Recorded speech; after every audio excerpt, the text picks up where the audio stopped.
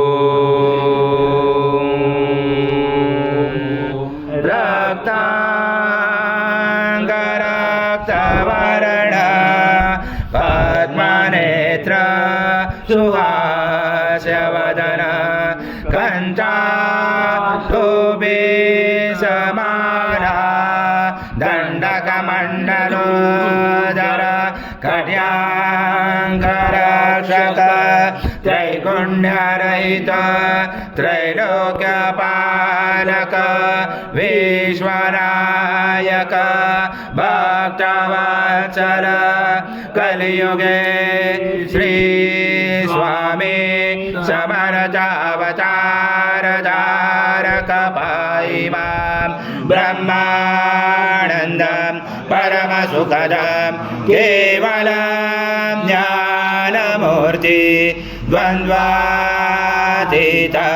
गगनसदृशं तत्त्वमस्यादिलक्ष्यम् एकं नित्यं विमलमचलं सर्वदे साक्षिभूतं भावातीतं त्रिगुणरहितं सद्गुरुं तं नमामि गुरुर्ब्रह्मा गुरुर्विष्णु गुरुर्देवो महेश्वरः गुरुर्साक्षात् परब्रह्म तस्मै श्री गुरवे नमः। आजम यज्ञे प्रतिष्ठम आजम पवित्रम परमं स्नानादते प्रगृह्यात् श्री सद्गुरु स्वामी समर्थ महाराज देवताभ्यो नमः। गुरुता स्नानं समर्पयामि गुरुता स्नानान्तरेण शुद्धोदक स्नानं समर्पयामि सकल पूजाते सर्व उपचाराते गन्धपुष्पं समर्पयामि शेष उपचाराते प्रार्थना पूर्वक नमस्कारं करोमि।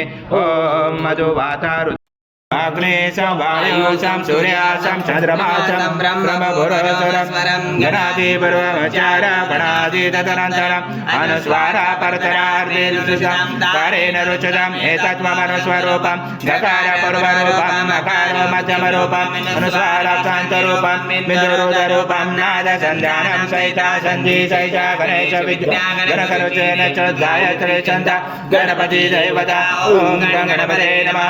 एकदन्ताय विद्महे वक्रतुण्डाय धीमहि तन्नो दन्ति प्रचोदयात् एकदन्तं चतुर्दशं पाशमङ्कुशदानं हृदं सवरदं मैसेवे प्राणं मुचकदशं रक्तं लम्बोदरं सुरभगणकं रक्तवाससं रक्तगन्धानुलिप्ताङ्गं रक्तपुष्पस्फुटितं भक्तानुकम्पिनं देवं जगत्कारणमुचितम् आविर्भूतं च सूर्यादो प्रपते पुरुषात् परम् एवं दात्यनतं स योगी योगिनावरं नमो व्रात्पते नमो गणपते नमो ब्रह्मपते नमस्य लम्बोदराय एकदन्ताय विघ्नाचिने शिवसूताय श्रीवरदमूर्ते नमो नमः।